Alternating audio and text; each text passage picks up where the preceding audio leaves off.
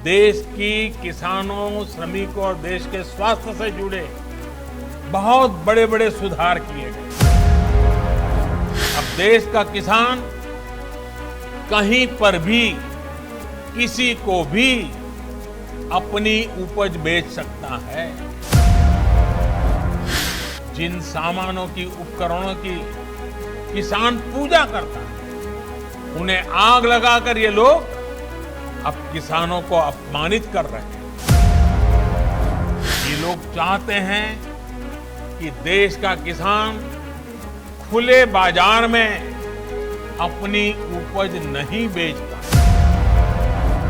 बरसों तक ये लोग कहते रहे एमएसपी लागू करेंगे, एमएसपी लागू करेंगे, लेकिन किया नहीं।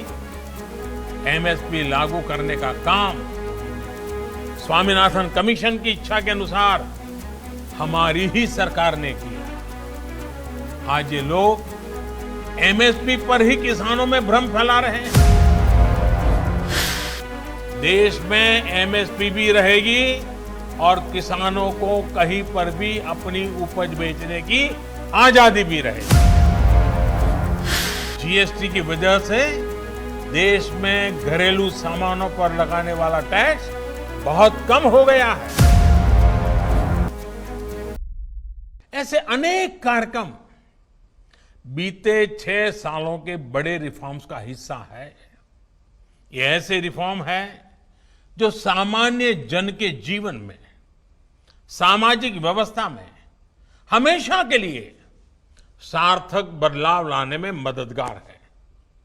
बीते 1-1.5 साल में तो इसमें और ज्यादा तेजी आई है। अभी जो संसद का सत्र खत्म हुआ है, इसमें देश की किसानों, श्रमिकों और देश के स्वास्थ्य से जुड़े बहुत बड़े बड़े सुधार किए गए हैं। इन सुधारों से देश का श्रमिक सशक्त होगा, देश का नौजवान सशक्त होगा, देश की महिलाएं सशक्त होगी, देश का किसान सशक्त होगा। लेकिन आज देश देख रहा है कि कैसे कुछ लोग सिर्फ विरोध के लिए विरोध कर रहे हैं। साथियों, अब से कुछ दिन पूर्व देश ने अपने किसानों को अनेक बंधनों से मुक्त किया है। अब देश का किसान कहीं पर भी किसी को भी अपनी उपज बेच सकता है। लेकिन आज जब केंद्र सरकार किसानों को उनके अधिकार दे रही है, तो भी ये लोग विरोध पर उतर आए हैं। ये लोग चाहते हैं कि देश का किसान खुले बाजार में अपनी उपज नहीं बेच पाए। ये लोग चाहते हैं कि किसान की गाड़ियां जब्त होती रहें, उनसे वसूली होती रहें, उनसे कम कीमत पर अनाज खरीदकर बिचौलिए मुनाफा कमाते रहें। ये किसान की आजादी का विरोध कर रहे हैं। जिन सामानों की, उपकरणों की किसान पूजा करता है, उन्हें आग लगाकर ये लोग अब किसानों को अपमानित कर रहे हैं। साथियों, बरसों तक ये लोग कहते रहे एमएसपी लागू करेंगे, एमएसपी लागू करेंगे, लेकिन किया नहीं। एमएसपी लागू करने का काम स्वामीनाथन कमीशन की इच्छा के अनुसार हमारी ही सरकार ने किया। आज ये लोग एमएसपी पर ही किसानों में भ्रम फैला रहे हैं। देश में एमएसपी भी रहेगी और किसानों को कहीं पर भी अपनी उपज बेचने की आजादी भी रहेगी। लेकिन ये आजादी कुछ लोग बर्दाश्त नहीं कर पा रहे हैं। इनकी काली कमाई का एक और जरिया समाप्त हो गया है, इसलिए इन्हें परेशानी है। साथियों, कोरोना के इस कालखंड में देश ने देखा है कि कैसे डिजिटल भारत अभियान ने जनधन बैंक खातों ने, रुपे कार्ड ने लोगों की कितनी मदद की है। लेकिन आपको याद होगा, जब यही काम हमारी सरकार ने शुरू किए थे तो ये लोग इनका कितना विरोध कर रहे थे। इनकी नजरों में देश का गरीब, देश के गांव के लोग अनपढ़ थे, अज्ञानी थे। देश के गरीब का बैंक खाता खुल जाए, वो भी डिजिटल लेन देन करें, इसका इन लोगों ने हमेशा विरोध किया। साथियों, देश ने ये भी देखा है कि जब वन नेशन वन टैक्स की बात आई, जीएसटी की बात आई, तो फिर ये लोग फिर विरोध करने के लिए मैदान में आ गए। जीएसटी की वजह से देश में घरेलू सामानों पर लगाने वाला टैक्स बहुत कम हो गया है। ज्यादातर घरेलू सामान, रसोई के लिए जरूरी चीजों पर टैक्स अब या तो नहीं है या फिर 5% से भी कम है।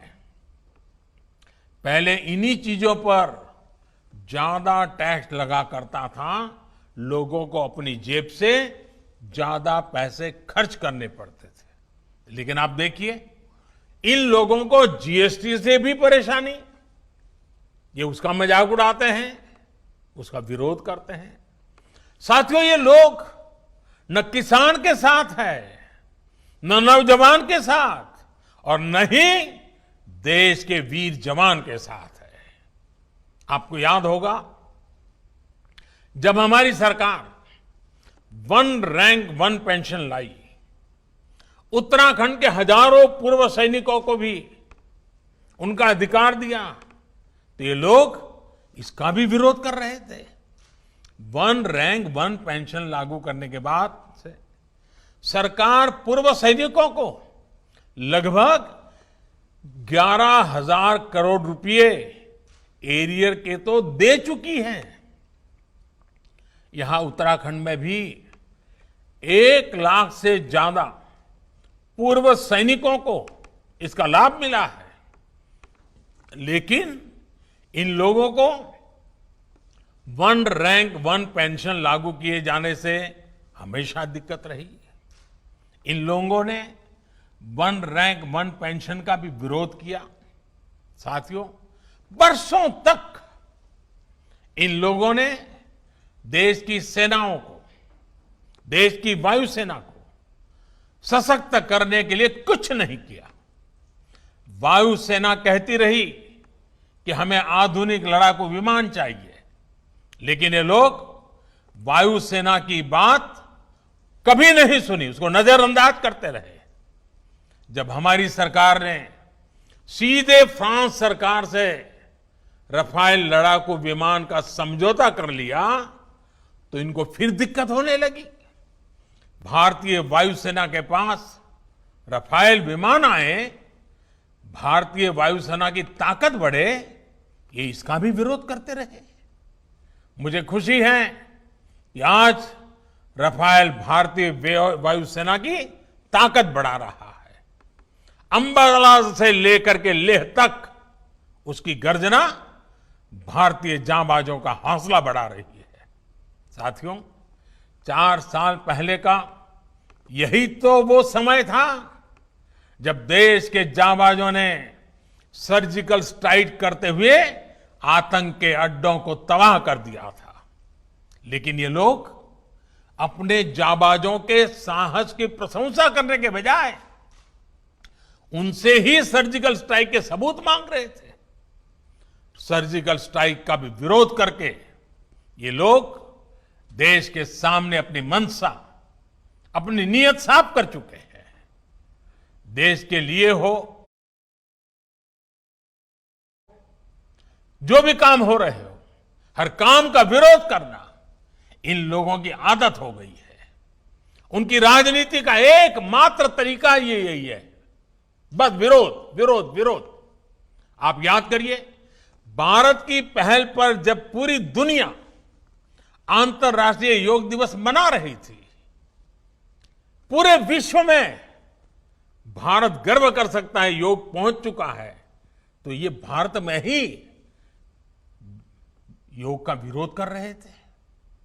जब देश की सैकड़ों रियासतों को जोड़ने का काम, ऐतिहासिक काम करने वाले, भारत की एकता को मजबूत करने का काम करने वाले सरदार वल्लभ भाई पटेल की दुनिया की सबसे ऊंची प्रतिमा का अनावरण हो रहा था, तब भी ये लोग इसका विरोध कर रहे थे। आज तक इनका कोई बड़ा नेता स्टैच्यू ऑफ यूनिटी के दर्शन करने नहीं गया है। क्यों? क्योंकि उन्हें विरोध करना है। साथियों, जब गरीबों को 10% आरक्षण का फैसला हुआ, तब भी ये इसके विरोध में खड़े थे। जब 26 नवंबर को संविधान दिवस मनाने की बात आई, तब भी ये इसका विरोध कर रहे थे। डॉक्टर बाबा साहब आंबेडकर का विरोध कर रहे थे। साथियों, पिछले महीने ही अयोध्या में भव्य राम मंदिर के निर्माण के लिए भूमि पूजन किया गया है। ये लोग पहले सुप्रीम कोर्ट में राम मंदिर का विरोध कर रहे थे, फिर भूमि पूजन का विरोध करने लग गए।